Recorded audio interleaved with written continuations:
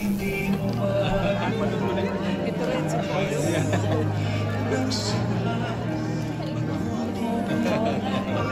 Cool na boss. Very supportive. Tita Mel.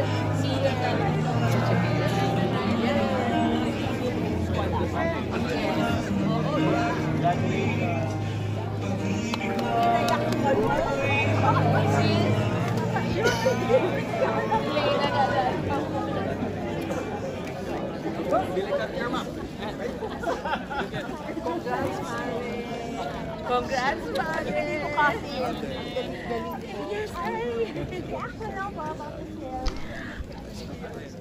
Siyempre, nahiya naman ako sabihin, pero ang ganda. Thank you, Direk Noel, and thank you, Alden. Thank you, Tita Mel.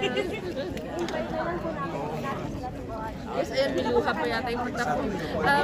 Showing na po sa Christmas Day ang Family of Two, a mother-son stories. Nagustuhan niyo? Ako nga man, napanood ko na, iyak pa rin tayo Ako rin, ako rin. Ang galing-galing ni Alden. ang galing ni Mama, ang galing ni Tita Mel, ang galing ni Direk, and all the cast. Talagang, effort talaga na group effort to. Family talaga kami. Yes po. Galing ni Jackie, galing ni Mama, sila.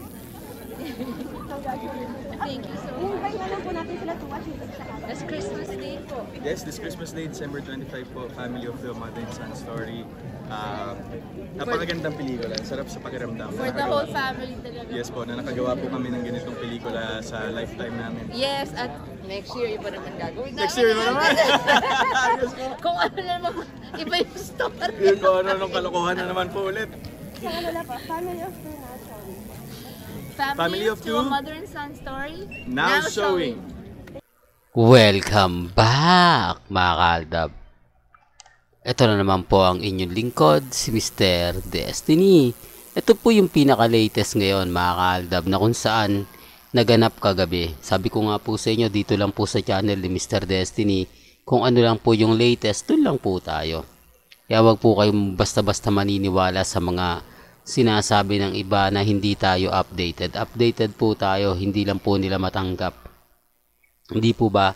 Next year daw po gagawa na naman sila ng bagong istorya. Ano kaya yon mga kaaldab? Sino kaya yung mga makakasama niya? Hindi po ba? Sabi ko nga po sa inyo, itong pagpasok ng 2024, marami talagang pagbabago. Marami na pong mga mangyayari at magaganap. Sabi ko nga po sa inyo, si Alden matapang na. Di po ba? Talagang kung ano yung gusto niyang sabihin, ginagawa niya na talagang proud naman po talaga tayo sa kanya. Di po ba? Taliwas sa mga sinasabi at komento ng iba. Sabi ko nga po sa inyo, dito po sa channel ni Mr. Destiny, yung mga bagay-bagay na hindi niyo po nalalaman o hinahati nila, hindi nila, yung tipong inililihis nila, tayo po yung magpupuno. Yung mga update na binibiti nila na hindi nila kinukumpleto, tayo po ang magpapakita. Kasi may mga interview po talaga na hati na hindi siya yung buo. Kaya nga po tayo nandito para ipaliwanag. Kaya po tayo nandito para basagin yung mga issue na ibabato po. Kaya nga po maraming natutuwa at syempre marami ring galit. Hindi naman po talaga may iwasan yan.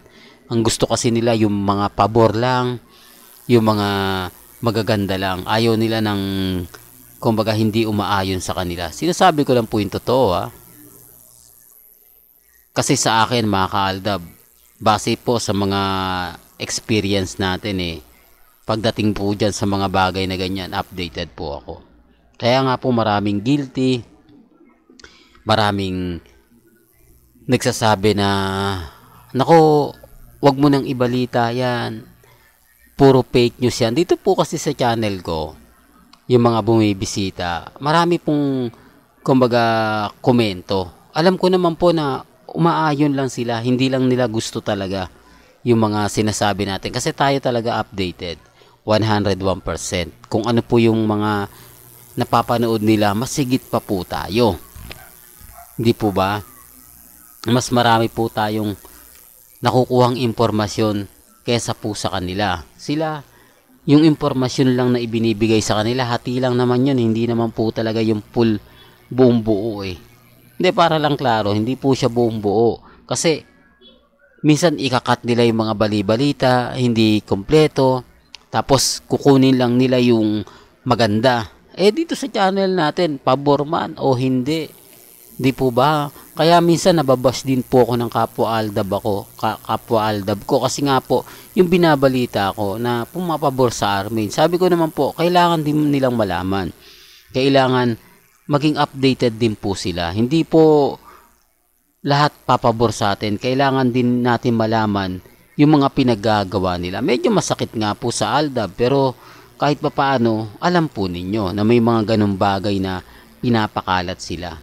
Hindi po ba? Kasi kung titignan mo naman yung mga post ni Congressman Arjo at post ni Mengay at ni Ibiang, doon pa lang maiisip na parang ano ba to, mag-asawa ba to? Parang hindi naman, di po ba? Parang totoo sinasabi ni Mr. Destiny na pumapabor sa Aldab yung mga ganap. Tapos nakakagulat nga po yung pambasag ni Alden Richards, no? Nawala. Kaya nga po yung cut din ngayon, hindi mo alam yung mga komento sa kanila, hindi mo alam yung mga sinasabi nila. Talagang gagawa sila ng plan B. Kumbaga, pag hindi umubra yung plan A, gagawa sila ng plan B. Ito nga yung sinasabi ko, desperado. Ito nga yung sinasabi ko na kapag hindi effective yung una, gagawa sila ng pangalawa. Kapag sa tingin nila na umuubra na, gagatungan nila hanggang sa sumiklab na. Eh wala, binasag ni Alden. Boom, di po ba? Ito yung maganda sa mga ambush interview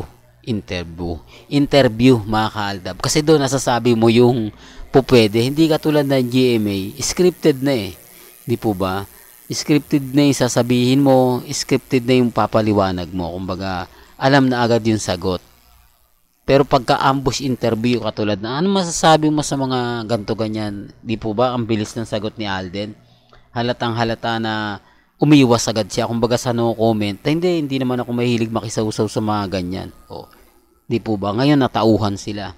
Na sinasabi nila, tama naman yung sinabi ni Mr. Destiny. Hindi lang talaga nila gusto yung nagpapaliwanag.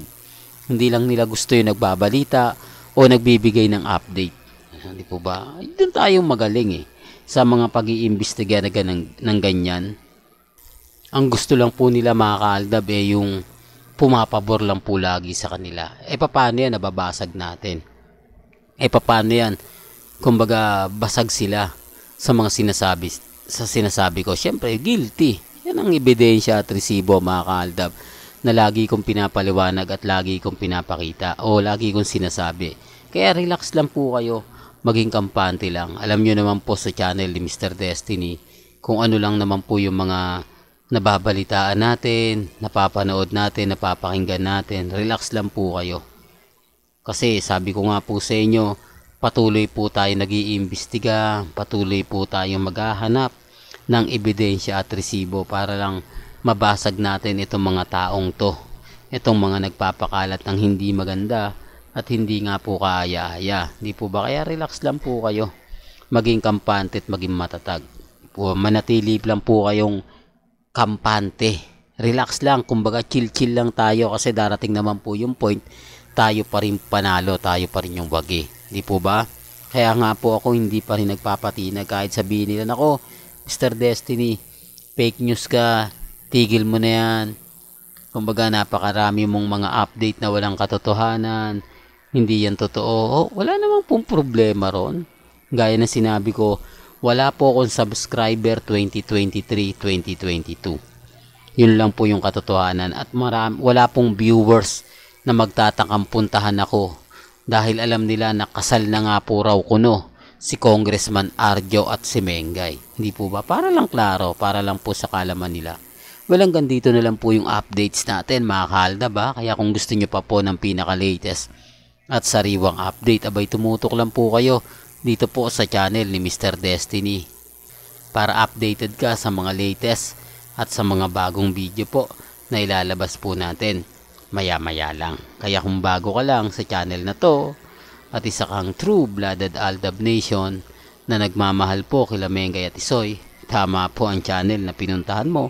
Kaya consider na po kitang bagong subscriber. At huwag mong kalimutang i-share ang mga video po natin sa mga mami, sa mga titas, at sa mga senyor. Hanggang sa muli, salamat po sa panonood at pakikinig.